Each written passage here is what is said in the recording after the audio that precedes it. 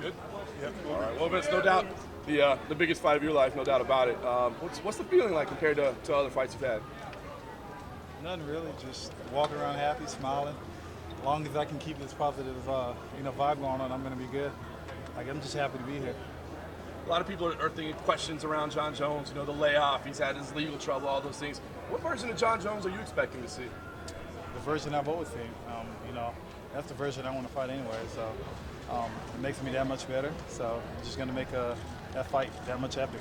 The fact that it's an interim title, does that add anything to it for you, or is it almost like fighting the champ since he never got stripped of it? Yeah, it's just plus at the end. So, at the end of the day, he never lost the fight. He has one loss, but he didn't lose that fight. So, like I said, the excitement, the opportunity. A lot of guys have opportunities like this, and the door was cracked open, and I just busted open. Vince, Jon has been at the top for a very long time. Have you visualized this fight for yourself coming up the ranks? Yeah, I would say about 4 years ago. So, my trainer and I talked about it. It's a fight that we actually seen coming a while back, and now that it's here, it's a blessing in disguise. What was your reaction when you were offered the fight? I really had nothing at all. It's something that we talked about previously before, so my reaction was just like, all right, let's go get it done. Were you already preparing for any kind of fight? No, I wasn't, but I was pretty much in fight shape already. So, it's one of the main reasons that we took the fight, and, we're here now. It seems that Jon Jones struggled most against Alexander Goose, who is very tall and athletic, as you are. Do you look at that fight as sort of a blueprint to maybe take on the Jon Jones problem?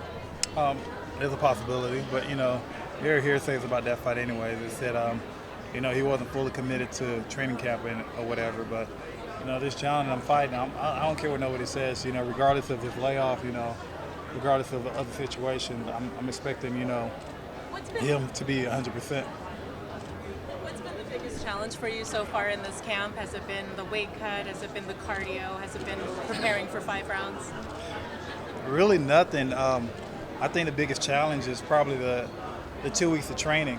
I love getting ready for short notice fights because these 3 months training camps, a lot of times they can be lingering. You're eating the same blame food all the time. But, these past 2 weeks, they've been a struggle, but at the same time, they've been a blessing just for the simple fact it was condensed into like one little piece. And I pick up pretty quickly on pretty much everything. If you show me something today, I can pull it off on a fight Saturday night. So that's why I wasn't worried about nothing. A lot of people say that you have an unorthodox type of style. Do you think that that's going to be what poses the most problems for Jones? I think it is. I kind of look at mixed martial arts in general as unorthodox.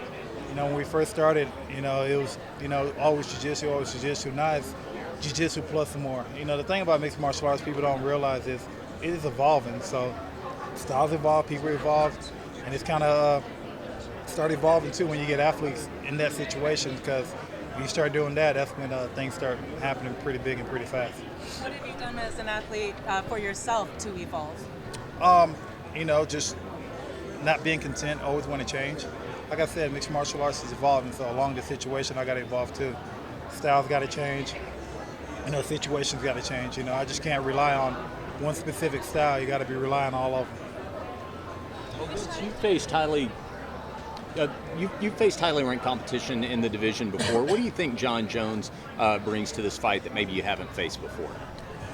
Just more experience. He's been at the top for so long, so he brings a lot more experience than a lot of the guys that I fought in the previous. Which challenge do you bring for him? As a face yet? Just a different style. I'm a big 205-pounder, and I'm finding out that pretty fast. So just bring a different style, somebody his size, somebody that can get to. So hopefully that's a good enough challenge. Do you think you also have like a mental edge on him? Mentally, that's another big thing people don't realize too. I tell people you can have all the physical attributes, but mentally, if you're not mentally there, you lost the fight before you even got in there. So with my trainer and I, just been working a lot on mental preparation and stuff, and I think that's a big cutting edge, for my last fight. Going into the fight against Fejal, I got hurt. I got hurt in the first round, and I was able to fight through that. And came with a lot of mental skills training. A lot of people don't understand how important that is. What aspects of your game do you think is going to be most effective against Jon on Saturday night? Just because I'm unorthodox, you know. A lot of times people ask me what type of fighter I am. You know, I got to turn to my trainer and ask him, hey, what type of fighter I am? And he looks at me, he's like, you're an MMA fighter. So, my style changed throughout different fights. People ask me what type of scenario I might find myself in. I don't know. It could be a knockout submission. If it's a submission, it might be an unorthodox submission. I'll tell you that much. Knowing what Jon brings, how much time have you spent sort of tailoring your own style to, neutralizing his weapons and what he brings? Well, it's not necessarily about neutralizing his weapon. It's about displaying what I have and stuff. As long as I can display what I have and keep that in front of his face, it'll be a challenge for him, And as for Jon, he does little things to keep people at bay. And, as long as I can get those neutralized, which we have a pretty firm game plan for that too. So I think I'll be okay. So 2 weeks wasn't enough time to watch video and get a real read on that?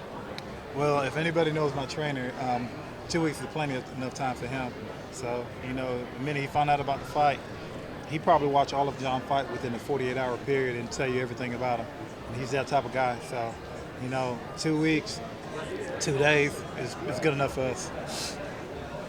Now I'm paraphrasing Quentin Jackson here, but he says Jon's a very dirty fighter with his oblique kicks and his knee kicks and eye pokes. Is that something that factors into you? Do you feel that way about him, or is that just kind of spilled milk? A fight is a fight. There's rules and regulations for the fight.